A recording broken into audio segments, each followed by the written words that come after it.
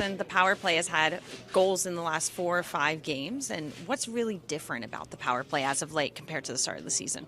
I think obviously you can see out there in practice we're working on it every day, and the puck's moving quick. So obviously putting pucks on net, getting those chances, and capitalizing on it. So I think the guys are really, bonding together on those and making plays, and it's been working like you said there. What else do you want to see come out of this power play, especially as you're working on it in practices over the next few weeks? Obviously, the more goals, the better.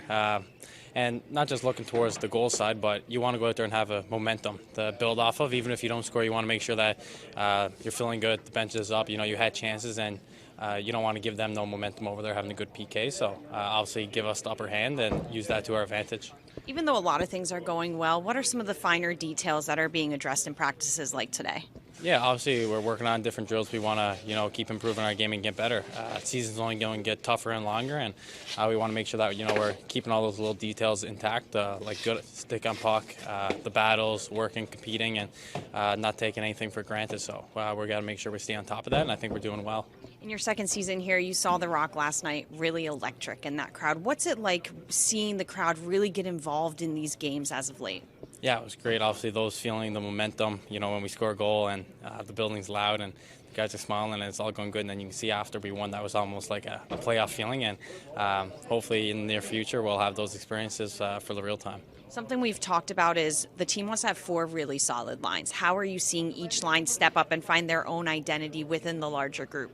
Yeah, I think it's good. Obviously, we want that mindset of every time you go out there, you don't want to get scored on. You want to capitalize and help your team win. And I think all lines are really taking advantage of that and using that to their advantage. I think, we have a pretty deep lineup. And, any given night getting put out there against any given line that the other team puts out there against you, you want to feel confident that, you can be the better line out there and win that shift.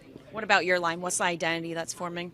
Yeah, it's good. Obviously, me, Bo, and Cher, we're all fast players, and we want to be responsible defensively there. But also, I feel like we have a lot of talent and skill to score goals, and I think we're going to keep trying to work on that. But like I said, we're a fast line, and we want to make sure we use that. Thank you. Jonas, what are some of the small adjustments that need to be made with the penalty kill after letting in a couple goals over this month? It's just little details. When you watch the goals against.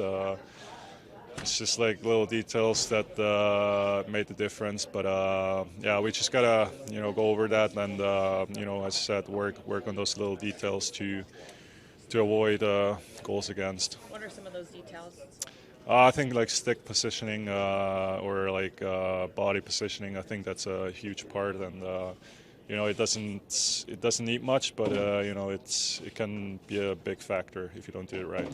When you look at some of these games, it's gone down to 1-goal lead in the final minutes, and Lindy Ruff has said we need our team to be comfortable. As one of the more veteran defensemen on this team, what are some of the ways that this team can really stay calm in those situations?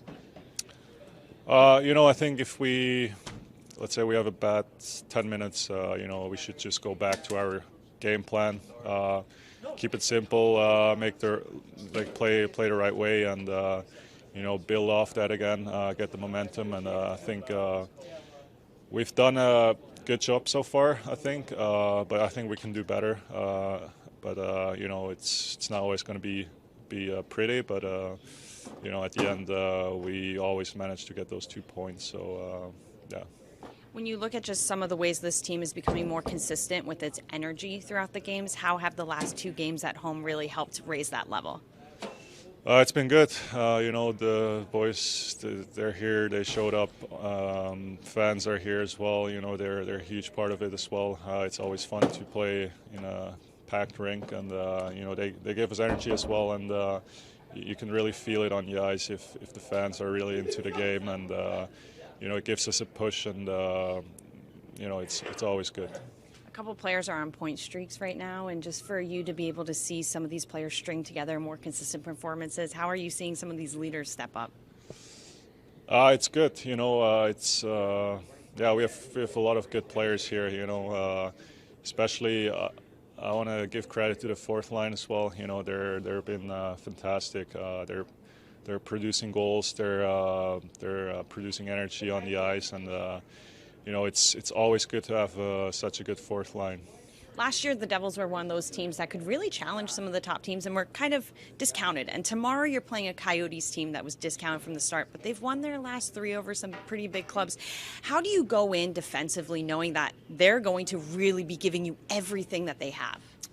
Yeah, I mean, they're desperate. They're on a streak, and they're pretty similar as Ottawa. They're young, they're speedy, and I think we just got to stick to our game plan, play our game, because we're a quick team as well, and we just gotta let them do the mistakes and take advantage of it. And I think if we stick to the game plan over 60 minutes, we should come out pretty good.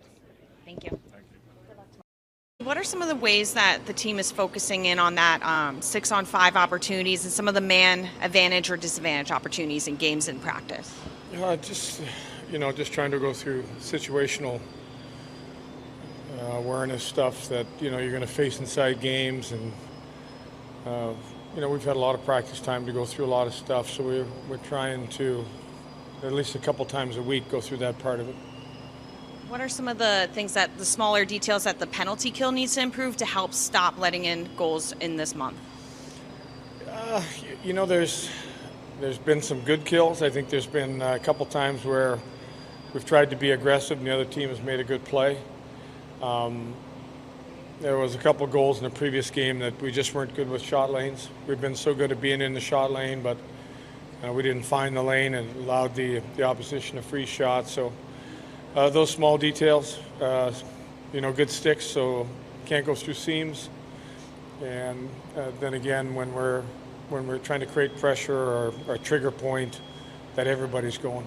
For the last 5 games, they've had a power play goal. What are you seeing develop out of that unit? Well, I think, we're just trying to develop some chemistry, and we know it's going to be important to help us win hockey games. That you get that key power play, late in the game, just like last night, and you have an opportunity to win the hockey game, and we want to be able to take advantage of that. So, just going to continue to work on it. It's been mainly a daily basis type thing, and I really don't see that changing. Vitek was able to come out towards the end of practice. Do you have, not necessarily an update, but just obviously encouraging that he's at least able to come out? Yeah, just for him to come out and field a few shots and, get between the pipes, it's just a good sign. Like I said last night, I'm very optimistic that, come tomorrow he's going to be feeling pretty good, and we'll see where he's at. And then Akira Schmid came in and had a really good night. When you just look at the impact that he's the first goaltender in franchise history to actually win coming in relief, how does that really show he's developed over these past 2 years?